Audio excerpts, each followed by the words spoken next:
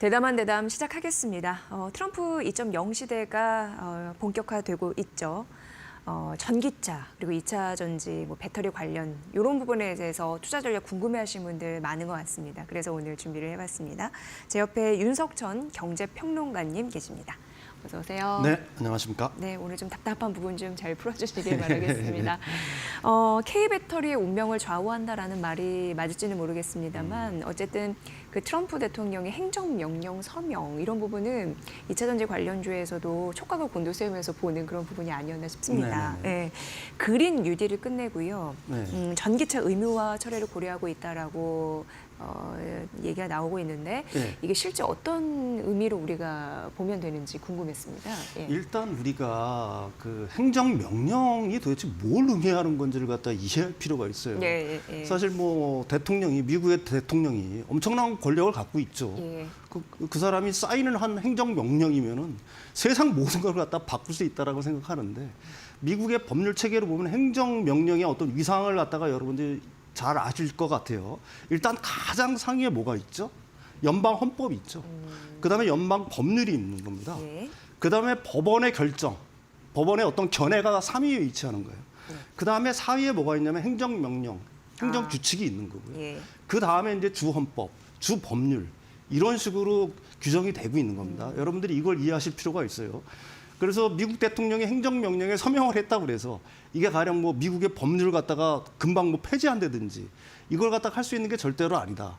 그래서 뒤에서 설명을 하겠지만 IRA 및 인프라법에 대해서는 폐지를 얘기한 게 아니라 네. 펀드 지출을 즉시 중지하라고 얘기한 게 바로 그런 이유 때문에 그런 겁니다. 그렇다면 이제 행정명령에 서명한 두 가지를 좀 살펴볼 텐데요.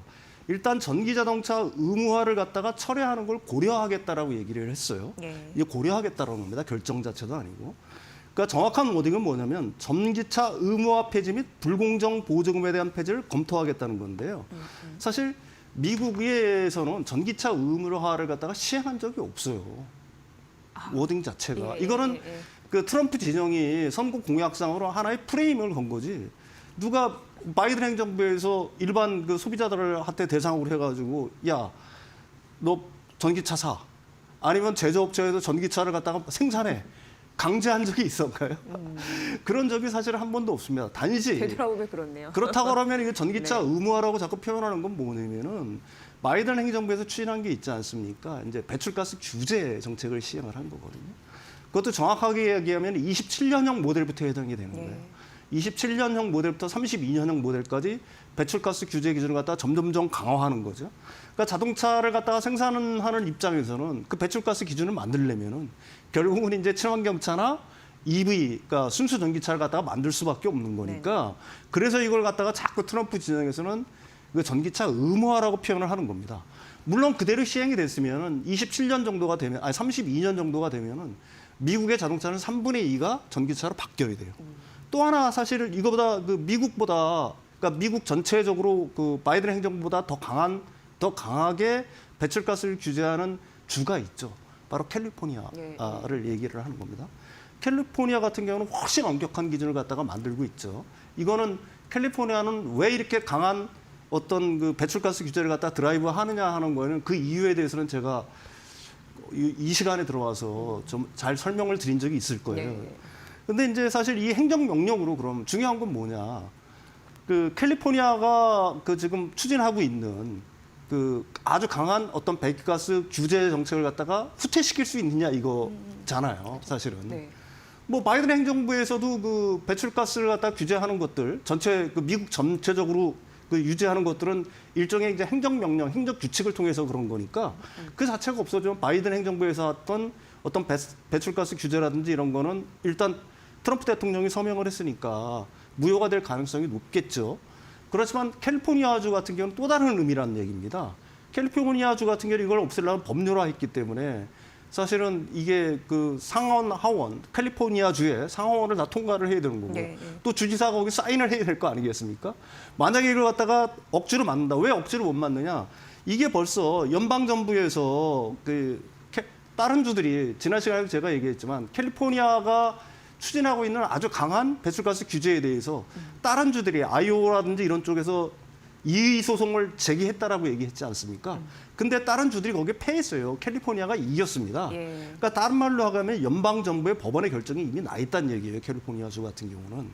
그러니까 트럼프가 행정명령을 통해서 이걸 갖다 무력화시킬 수가 없는 겁니다. 아까도 제가 얘기했지만 법원의 결정이 행정명령보다 위에 있기 때문에 이걸 갖다 없앨 수가 사실은 없는 거예요. 그런 점에서 이걸 갖다 명확히 인식할 필요가 있는 거고요. 단 그럼에도 불구하고 트럼프가 배출가스 규제 기준을 갖다가 없애버리면 행정명령을 통해서 그 미국 전체적으로 없애버리면은 아무래도 전기차 전환의 어떤 속도 자체는 둔화될 수 있는 가능성이 있겠죠. 이게 의미하는 바는 거기까지고요. 또 하나가 있죠. 그 IRA법의 섹션 7A에 해당하는 건데 IRA 및 인프라법과 관련된 펀드 지출을 즉시 중지한다. 그러니까 이게 사람들은 우리나라 언론에서 이런 얘기 했어요. IRA로 인해서 7,500달러 세액공제 해주는 것 다 폐지한다. AMPC 첨단 제조 세액공제도 없애겠다. 뭐 이런 얘기로 해가지고 언론에서 대서 특필이 됐는데. 그래서 업계에서 혼란이 꽤 컸어요. 있었죠. 이거. 네. 근데 아까도 얘기했지만 IRA 및 인프라법은 뭐예요? 법이잖아요. 연방법이란 말입니다. 연방 법률. 그러니까 행정명령으로 이걸 없앨 수가 없어요. 만약에 트럼프 대통령이 하려고 그러면은 다시 연방 상원의 동의를 얻고 이게 필수적인 절차라는 얘기입니다. 근데 그거 하기까지는 굉장히 어렵겠죠. 사실은 왜 그러냐면은 하원 통과도 이거 굉장히 쉽지 않아요. 상원에서는 필리버스터를 할 거고요. 그래서 이게 어렵다는 얘기고 특히 또 하나는 뭐냐면은 7,500달러라든지 AMPC는 세액공제예요. 세액공제. 여기서 말하는 펀드 지출에 해당이 안 하는 겁니다. 세액공제라는 건 뭐예요? 세금 낼 거에서 깎아주는 거고요. 펀드라는 거는 정부가 보조금을 진짜 정부 돈으로 주는 거예요. 그럼 지금까지 이 법에 의해서 정부가 돈을 준 게 뭐가 있냐? 바로 충전소 건설. 그 인프라 건설에는 정부가 직접 정부 돈을 준 거잖아요. 재정을 갖다 지출을 해서. 근데 7,500달러라든지 아까도 얘기했잖아요. 소비자한테 주는. 그다음에 AMPC 같은 경우에는 이게 세액공제라는 얘기입니다. 세액공제. 정부가 직접 돈을 만들어서 주는 게 아니라 세금에서 공제를 해주는 거예요. 세액공제의 의미가 정확하게 그런 의미입니다. 그래서 여기서 즉시 중지하라고 한 자금 집행은 아까도 얘기했지만 연방 자금을 특정 프로젝트에 직접 집행하는 거에 해당하는 거예요. 다시 말해서 뭐 전기차 충전소라든지 청정에너지 인프라 프로젝트 등에 관련된 자금 지급을 갖다가 중단하는 걸 갖다가 의미하는 거거든요. 거듭 얘기하지만 IRA라든지 아니면 인프라법을 갖다가 폐지하기 위해서는 아까도 얘기했지만 그 연방 하원 상원의 동의를 반드시 얻어야 된다. 이 점을 갖다가 명확하게 이해하실 필요가 있는 거고요.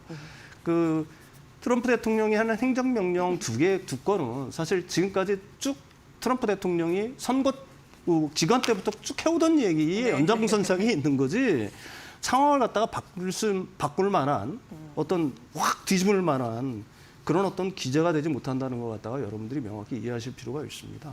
네. 예. 정말 평론가님이 중요한 말씀해 주신 게 조세 정책을 바꾸려고 하면 행정 그 명령이 아니고 이게 어떻게 보면 의회로 가서 법안을 바꿔야 되는 그렇죠. 이슈이기 때문에 네. IRA법과 인프라법은 법률이라는 점을 갖다가 이해하실 필요가 있는 거고 이건 행정명령보다 훨씬 상위에 있다는 걸 이해하실 필요가 있다는 얘기입니다. 그걸 명확히 알 필요가 있다는 얘기죠. 그 개념을 잡아주시니까 훨씬 이 이슈를 파헤치기가 쉬워졌네요. 그리고 이제 미국 정부 쪽에서 중국산 커넥티드 카 그 규제 있잖아요. 그 최종 규제도 이제 공개했는데 어떤 내용인지 평론가님께서 좀 잘 설명 좀 부탁드리겠습니다. 이건 뭐 트럼프 대통령이 한 거는 아니고요. 바이든 행정부에서 한 거죠. 현재 시간 14일 날 커넥티드 카 관련 규제를 갖다가 확정을 했어요. 커넥티드 카라고 그러면 뭐 여러분들 요즘 스마트 카드를 많이 몰고 다니잖아요. 무선 네트워크를 통해서 뭐 내비게이션이라든지 아니면 에이다스라든지 자율주행 기능을 갖다가 통신을 하면서 그 제공하는 스마트 차량을 얘기하는 건데 미국은 일단 중국하고 러시아산 그 기술을 탑재한 커넥티드 차량을 갖다가 완전히 없애겠다 이런 목표를 사실은 갖고 있는 거예요. 그래서 커넥티드 카에 관련된 소프트웨어는 27년 모델부터 그다음에 하드웨어는 2030년 모델부터 완전히 없애겠다라고 얘기를 하는 거고요. 더 나아가서 중국 자동차 회사가 미국 도로에서 자율주행 시험을 하는 것까지 완전히 막아버리겠다는 거예요. 목적은 뭐겠어요? 이 사람들이 이제 그 명분 자체는 사실은 그 국가 안보에 위해가 된다라는 게 명분이죠. 그러니까 뭐 이 중앙 어떤 서버와 통신을 계속해서 해야 되는 커넥티드카의 성향상 중국의 어떤 기업이 공산당의 지원을 받고 있는 기업이 그 소프트웨어를 갖다가 조작을 할 수가 있잖아요. 그럼 뭐 사고도 날 수가 있고 뭐 폭발이라든지 이런 위험이 있다는 건데, 근데 사실은 이걸 갖다가 진짜로 막는 이유를 갖다가 여러분들이 이해하실 필요가 있어요. 중국의 전기차 기술이 그만큼 상당히 그 높은 수준으로 와 있다. 그다음에 미국을 갖다 오히려 추월하려고 하고 있다. 뭐 이런 어떤 위기감의 발로라고 여러분들이 이해하셔야 될 것 같아요. 그래서 사실은 그런 측면에서 놓고 본다고 보게 되면은 기존에 이제 중국 전기차에 대해서 100% 관세 부과도 했잖아요. 근데 그것도 부족하다고 판단을 하고 있는 거고요. 중국산 차량뿐만이 아니라 그러니까 중국의 어떤 기술이라든지 부품을 탑재한 자동차 같은 경우에는 원천적으로 미국의 발을 갖다가 들이지 못하게 하겠다. 이게 이제 바이든 행정부의 스탠스였고요. 여러분들이 판단해 보시면 알 거예요. 이제 트럼프 행정부로 들어섰는데 트럼프 행정부는 과연 이 규제를 갖다가 완화시킬까요? 아니면 더 강화시킬까요? 제가 생각하기에는 훨씬 더 강화될 가능성이 높다. 이렇게 봐야 되겠죠. 네. 뭐 친환경차나 2차 전지 관련해가지고 그 산업을 경쟁력을 좀 강화하려면 말씀해 주셨다면 중국도 뭐 치고 올라오는 부분도 일정 부분 있고 우리나라 정부에서 좀 신경 써야 되는 게 아닌가 네네네네. 그런 생각도 하게 되는데 지금 어떤 수준입니까? 이게 만시지탄인데 드디어 이제 우리나라도 친환경차라든지 배터리 공급망에 그 보조금을 갖다가 지급하겠다 이렇게 결정을 한 것 같아요. 뭐 사실 뭐 가장 큰 이유가 있겠죠. 우리나라 지금 친환경차 배터리 업체들이 굉장히 고전 중인 게 사실 아니겠습니까? 네. 근데 이렇게 고전하는 이유는 분명하죠. 뭐 그 중국은 일단 보조금 정책에 힘입어서 완전히 날개를 달고 있지 않습니까? 내수 시장도 워낙 큰 거고요. 그다음에 그 정부의 보조금을 갖다가 등에 업고 가령 뭐 우리나라도 이제 얼마 전에 BYD가 들어왔지만 동남아라든지 이런 식으로 뭐 진출을 하고 있는 거니까요. 근데 사실 이 보조금 같은 경우가 우리나라는 이쪽에는 굉장히 제가 생각하기에는 인색한 측면이 있었는데, 그러니까 한국경제인연합회에 따르면 중국 정부가 작년에 CATL에만 지급한 보조금이 약 1조 1,000억이고요. 일본 도요타 같은 경우도 자국 정부가 1조 1,600억 원의 보조금을 지급했다라고 해요. 그러니까 뭐 엄청나다라고 얘기할 수가 있는 거고요. 중국 정부는 지금까지 중국의 그 자국 전기차 산업이라든지 배터리 산업에 총 지원한 누적 금액이 놀라지 마십시오. 약 300조 원 정도 된다라고 얘기합니다. 300조 원. 근데 한국 같은 경우에는 사실 뭐 어떻게 보게 되면 기업들의 힘만으로 지금까지 뭐 왔다라는 게 어떻게 보면 제가 생각에는 약간 기적 같기도 해요.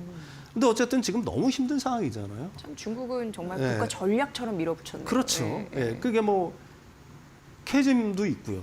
그다음에 트럼프 뭐 리스크라고 해야 될지 뭐 이런 것도 있고요. 그다음에 국내 경기까지 둔화돼서 사실은 굉장히 고전 중에 있는 거고, 한국의 전기차 같은 경우도 그 2년 연속 역성장을 한 상황이니까 사실 이게 주요국 중에서는 굉장히 이례적인 상황이라고 얘기할 수가 있잖아요. 그래서 이제 마침내 한국 정부가 우리나라 정부가 이제 두 팔을 좀 걷어들인 것 같아요. 그래서 21조 원 규모의 지원책을 확정을 했고요. 여기는 뭐 이제 대소비자 관련된 보조금이라든지 이런 것도 있지만 가장 제가 반가운 거는 이제 배터리 업체라든지 이쪽에 직접 지원금을 늘렸다는 거. 그다음에 어제 같은 경우에는 또 금융위원장이 또 발표를 했더라고요. 반도체 배터리에 대해서 직접 투자 50조 원 규모의 첨단 산업기금을 갖다가 조성하겠다고 발표를 했어요. 그러니까 이거는 반드시 현재 상황 같은 경우에는 필요한 일이고요. 이게 지금 뭐 만약에 이런 어떤 정책들이 없다라고 한다면은 외국은 미국도 마찬가지고 중국도 마찬가지고 뭐 유럽도 마찬가지고 일본까지도 보조금을 주고 있는데 우리만 혼자 기업들보다 니들이 알아서 그냥 독자 생존을 하고 하는 거는 사실은 좀 무리가 있는 것 같고요. 그다음에 이런 어떤 보조금 정책이 지원되는 건 역시 이제 그 친환경 차라든지 배터리 산업 이를 갖다가 국가 전략적 산업으로 좀 위상을 갖다 좀 높이겠다. 뭐 이런 의미도 될 수가 있겠죠. 네. 참 반도체 배터리 키워야 될 것 같아요. 그리고 그런 흐름들이 이제 나왔다고 하니까 지금 배터리 하니까 생각나는 게 평론가님 그 2025 CES에서도 배터리의 가치를 더 주목할 수밖에 없었다고 다녀오신 분들도 그런 얘기하시고 그런 콘텐츠도 좀 나오고 있는데 어떻게 보세요? 이번 CES의 하드는 뭐 인공지능이었고 AI였고 그 끝에 이제 인공지능의 사실은 그 궁극이라고 해야 되는 거예요. 궁극적 목표라는 거는 결국은 물리적 AI잖아요. 그러니까 형상을 가진 AI를 갖다가 그게 이제 그 AI가 최종적으로 가는 목표가 될 텐데 대표적인 이제 물리적 A라고 하게 되면은 자율주행이 있는 거고요. 그다음에 드론이 있는 거고요. 휴머노이드 로봇이 있지 않습니까? 이 중에 뭐 드론은 차치하고서라도 이들 모두의 핵심에는 사실은 고밀도 배터리가 필요할 수밖에는 없죠. 네. 뭐 이해를 갖다가 제가 이렇게 계속해서 설명을 드려도 잘 이해를 못 하시는 것 같은데 자율주행차의 전제 조건은 전동화예요. 왜 그러냐면 자율주행차라고 얘기를 하게 되면 자율주행차가 되려고 하게 되면 뭐가 필요하죠? 일단은 뭐 카메라라든지 라이다라든지 레이더 같은 수많은 센서들이 필요하죠. 네. 이 센서만 있어도 되는 게 아니잖아요. 이들로부터 생성된 데이터를 빠르게 처리 전송하기 위한 아주 고성능화된 어떤 프로세스가 필요하다는 얘기입니다. 그것뿐만 아니라 네트워크 모듈 등이 필요하죠. 그러니까 수많은 전자부품들이 거기에 들어갈 수밖에 없는 거예요. 그리고 그 운용이 필요한 겁니다. 특히 그 테슬라 같은 엔드 방식 같은 경우에는 수많은 데이터들을 오히려 더 많이 처리를 해야 돼요. 그러니까 데이터를 처리하기 위해서는 전력이 필요한 거고요. 근데 현재 우리가 이제 운전자 보조 시스템이라고 쓰지 않습니까? ADAS 시스템. 그 소비 전력이 보통 한 1에서 1.5kW 정도 된다라고 해요. 근데 이게 이제 레벨 4 수준의 자율주행이 만약에 가능하려고 하게 되면은 현재보다 2배에서 4배 정도의 어떤 소비 전력이 증가하게 돼 있는 겁니다. 그렇다고 그러면은 그게 내연기관차의 배터리 조그만 거 가지고 되겠냐 이거예요. 이걸 갖다 굳이 비교를 하자면은 내 차량에 이 지금 노트북 있지 않습니까? 이걸 50대에서 100대를 달고 다니는 거예요. 계속해서 이게 운용을 하면서.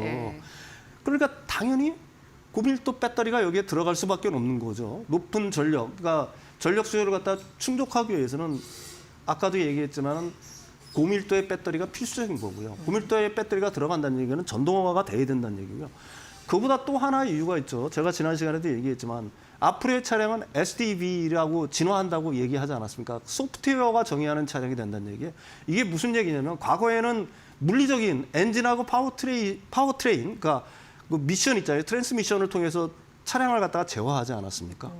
근데 이게 사실은 그 기존의 내연기관차 같은 경우에는 그 엔진하고 그 트랜스미션을 통해서 차량을 제어하기 때문에 기계적 제어이기 때문에 즉각 아주 정밀한 제어가 불가능하겠죠. 근데 이제 이게 SDV로 진화하고 자율주행이 되려고 하게 되면 어떻게 돼요? 즉각적인 제어가 돼야 된다는 말이야, 차량을. 즉각적인 제어가. 그렇게 되려면은 그게 전기를 통해서 전기 모터를 통한 제어가 될 수밖에 없다는 얘기입니다. 이 두 가지 이유 때문에 사실은 앞으로의 모든 차량 같은 경우에는 그 전기차로 진화할 수밖에 없는 거고요. 특히 자율주행 시대로 가면 될수록 그게 더 그렇게 될 수밖에 사실 없다라고 얘기할 수가 있는 거죠. 휴머노이드 로봇은 말할 필요도 없겠죠. 왜 그러냐면 이거는 그 전기차보다 전력을 더 씁니다, 오히려. 그 산업의 영역이 더 넓어지니까 쓰임이 더 많아지고. 그다음에 이거는 지금 삼원계보다 훨씬 더 안전해야 돼요. 집안에서 쓰잖아요. 공장 안에서 쓰잖아요. 이게 폭발을 하면 어떤 문제가 발생할까요? 그러게요. 따라서 앞으로의 그 배터리, 그러니까 배터리는 CES에서 말한 물리적 AI는 고밀도 배터리랑 함께 갈 수밖에 없다. 이런 흐름을 갖다가 이해하셨으면 좋겠습니다. 네. 여러분 잘 들으셨죠? 그 피지컬 AI 시대에 이를 구현하기 위해서 고밀도 배터리 아주 많이 필요해 보이는 상황이고요. 트럼프 대통령이 설명한 행정명령은 사실 한국 배터리 업계가 예상한 수준이었고 여러분 걱정하시는 그 우려했던 AMPC라고 해서 그 첨단 제조 세액 공제에 언급은 없었습니다. 그렇기 때문에 뭐 기사에 뭐 최악은 면했다 이렇게 나오는데 더 좋아져야죠. 국가도 뭐 장려를 한다고 하니까 이런 부분으로 잘 챙겨보시면 될 것 같습니다. 오늘도 아주 소중한 분석 해주셔서 이해가 잘 됐습니다. 대담한 대담 윤석정 경제평론가와 함께했습니다. 잘 들었습니다.